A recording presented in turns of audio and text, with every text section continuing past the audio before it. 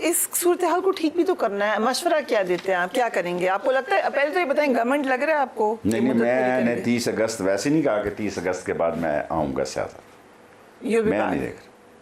किस तरह? अपनी पार्टी के साथ ही? अपनी पार्टी के साथ आऊँगा, मैं किसी की पार्टी में नहीं जाऊँगा।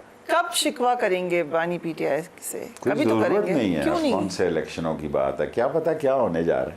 आप ठीक है, इंटरेस्टिंग। आपको क्या लग रहा है क्या होने जा रहा है? जो भी होने जा रहा है या हो सकता है, every day is not Sunday, no it's not a Sunday, it's not a holiday, anything can possible in this country.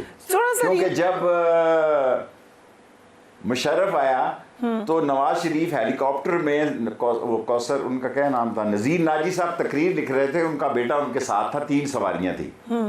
जब वापस आए ना तो मेरी मुखबरी थी ना, मैंने कहा जी तकरीर मुझे दिखा देना ज़रा। उसने कहा तेनू किने दसा है? मैंने उसको ये नहीं बताया कि पायलट मेरा जो है वो पायलट के पीछे लिख रहे थे नज़ीर नाजी ज़रा। तो उनका ख्याल था कि एवरीथिंग इज़ ऑलराइट। और सुबह जब हुई तो मैं कोहाटी चप्पल पहन के बाहर बैठा सिगार पी रहा था। मुझे वो सिगार के बड़ा सख्त मुखालिफ है नवाज शरीफ। वो कहता सारे प्राइम मिनिस्टर हाउस में बू आती है इसकी और हाउस में। तो मैं बाहर लॉन में बैठा, इतने में वो आए, उन्होंने हैंड्स अप करा लिया सबको। तो मेरा सिगार आखिरी हिस्से में था। मुझे कहते आप क्यों शेख साहब बैठे हुए हैं, किस खुशी में? मैंने कहा हो क्या गया है? उन्होंने कहा आपको नहीं पता क्या हो गया? मैंने कहा सर मुझे नहीं पता क्या हो गया। कह उठे, खड़े हो, जगह मेजर हारून, सेंड हिम लाल हवेली। शेख साहब मुशर्रफ ने टेक ओवर कर लिया। आपको पता ही नहीं था? मुझे नहीं पता चला ना कि मैं वहाँ बैठा हुआ था, मुझे नहीं पता चला।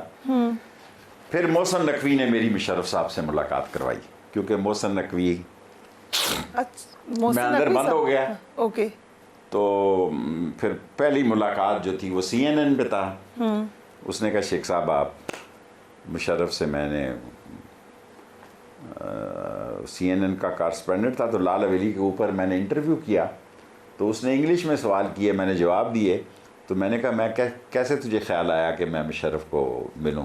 उसने कहा कि रात का जब कल जो मैंने इंटरव्यू किया ना, तो उसने कहा कि इंग्लिश बोल लेता है थोड़ी बहुत, गुजारा करेगा, बोल्ड आदमी है, तो इसको इंफॉर्मेशन मिनिस्टर बनाते हैं। तो पहली मेरी मुलाकात जनरल मुशर्रफ से मोहसिन नकवी साहब ने कराई। मुशर्रफ के साथ जब मैं गया तो मैं इतना आगे चला गया इस सिगार की वजह से कि हम दोनों बहुत एडिक्ट थे सिगार के, मुशर्रफ साहब और आप दोनों। ठीक है। जो मुशर्रफ को सिगार कास्त्रो भेजता था वो दुनिया में नायाब सिगार था। ओके, ठीक है, राइट। और सबब भाभी उसको नहीं चाहती थी कि ये सिगार पिए, ठीक है। और मुझे वो एक ऐसा ख़ानदान था कि 4:30 बजे की ट्रेन में उसकी बेटी जो है वो लाहौर से आती थी हफ्ते वाले दिन। ओके। और मंडे को वापस जाती थी सुबह की पहली 7 बजे ट्रेन से। ये पहला सरबरा मैंने देखा है जिसकी बेटी ट्रेन में हर हफ्ते अपनी माँ से मिलने बच्चों समेत आती थी।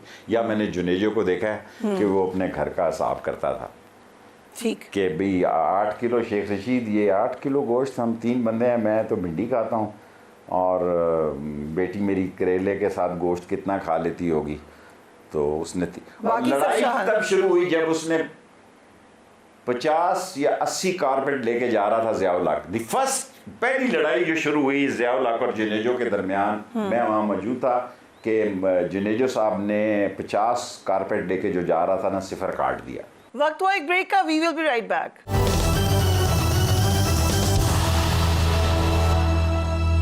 And welcome back. शेख साहब हमारे साथ मौजूद हैं, ईद के दिन चल रहे हैं, आप सबको ईद मुबारक। शेख साहब से मजीद बात करते हैं। इतना सीजन आप हैं, इतना देखा, खान साहब की हुकूमत जा रही है, ये बताया था आपने उनको? बिल्कुल बिल्कुल। मुझ पर इल्ज़ाम लगा कि मैंने घर छोड़ दिया, ये मैं इधर आ गया, ये काफ़ी दिनों से खाली पड़ा हुआ था। तो किस महीने बताया आपने उनको? 8-10 दिन ही पहले बताया मैंने। 8-10 दिन पहले 8-10 दिन पहले उनको बताया मैंने। उससे पहले आपको अंदाजा नहीं हो रहा था कि हालात ख़राब हैं? कुछ आप कह तो रहे थे, इंफॉर्मेशन कंफर्म हो तो प्राइम मिनिस्टर को आदमी ऐसी बात इंटीरियर मिनिस्टर कह सकता है ना। मैंने कहा सर, ये कहता ये लोग कह रहे हैं तुम मकान छोड़ गया और तूने गाड़ी दे दिया। अपनी इस्तेमाल करनी शुरू कर दी है। मैंने कहा सर वो भी बुलेट प्रूफ है, पर उसने कहा जब तेरे पास थी तो तूने ऐसा क्यों किया। आजम खान कहता है कि शेख रशीद ने सरकारी चीज़ें इस्तेमाल करनी छोड़ दी। तो क्या है, मैंने कहा सर MQM वाले मेरे भाई हैं, उनको देर से समझ आती है, वो हैं मेरी क्लास के लोग लेकिन उनको ये समझ नहीं आती। तो उन्होंने मुझे अश्योर किया है कि हम जा रहे हैं और वो हमारे खिलाफ वोट देने जा रहे हैं। आपने 10 दिन पहले बता दी? 10 से भी ज़्यादा दिन पहले बताया। Very interesting. तो क्या कहा उन्होंने? वो चुप हो गया। कोशिश क्यों नहीं की मनाने की? मुझे समझ नहीं आई ये बात। की होगी या नहीं की होगी। मैं फिर एक जगह गया जहाँ मुझे बगैर उस बंदे को जब मैं ये बताने जाना चाहता था कि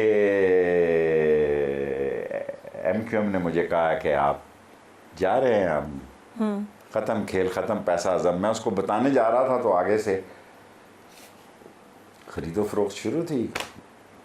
अभी भी जो मामलात हुए हैं और हुकूमतें बनी हैं वो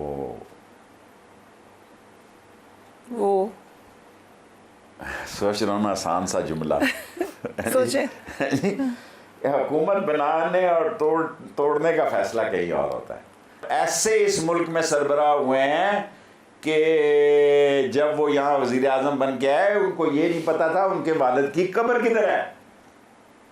और मियानी साहब में उनके वालिद दफन थे। DSP याकूब साहब बड़े ग्रेट मेरे एडमायर थे, मर गए। उनका बाप भी मर गया। उसके बाप के जनाजे में टेंच बाटा में कोई हज़ार लोग थे, वो ख़ुद मरे तो 3 सफ़े भी पूरी नहीं हुई। तो उसने मुझे फ़ोन किया, यार शेख रशीद मसला बन गया। मैंने कहा क्या हुआ? कहता सर मोइन कुरैशी के वालिद की कब्र नहीं मिल रही। मैंने कहा किसी कब्र पे कुतबा लगा, छोड़ परे इस मुल्क को, ये दिनों की बात होती है, इक़्तिदार का खेल है। तो कहता तो क्या करूं? मैंने कहा खुर्शीद कसूरी से उसके बाप के मरने की तारीख निकलवा ले बस। उसने कोई तरीका इख्तियार किया और स्कूल से कुछ करा के किसी कब्र पे जाके गार्ड ऑफ ऑनर पेश किया और वो कब्र बन गई शौकत के। मैं सारे प्राइम मिनिस्टरों का आपको बता सकता हूँ उनके अशर क्या हुए।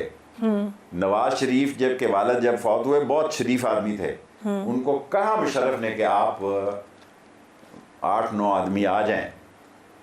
मैं सच कह रहा हूँ, लोग मुशर्रफ को बात करेंगे उसके ख़िलाफ़ इस वक्त क्योंकि वो मर गया है। उन्होंने कहा नहीं, अगर हमने आना है तो परमानेंट आना है, वरना हमने नहीं आना। तो ही did not agree with Nawaz Sharif. और इस मुल्क में क्या है जी, prime minister Shahbaz Sharif prime minister है। प्राइम मिनिस्टर है। ये सफ़ा बता। इस तरह सुबह मेरे पास पेंसिल नहीं है, यहाँ पे दस्तखत करने हैं शहबाज शरीफ ने, उसने यही करने हैं दस्तखत। उसने नहीं पढ़ना कि फरिया ने क्या लिखा है। ओके। उसने ये नहीं देखना कि फरिया ने क्या लिखा है, उसने दस्तखत करने हैं।